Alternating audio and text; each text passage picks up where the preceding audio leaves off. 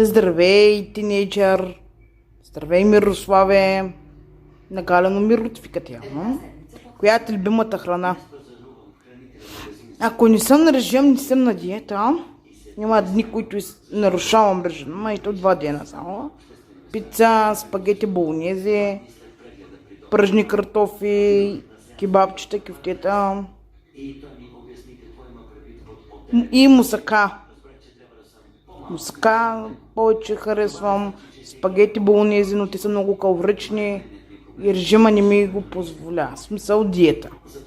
Тоест искам да кажа, няма разлика между режим и диета. Диета.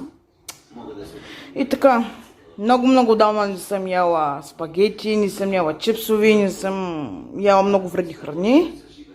Тези, които ти едеш, са вредни. Особено.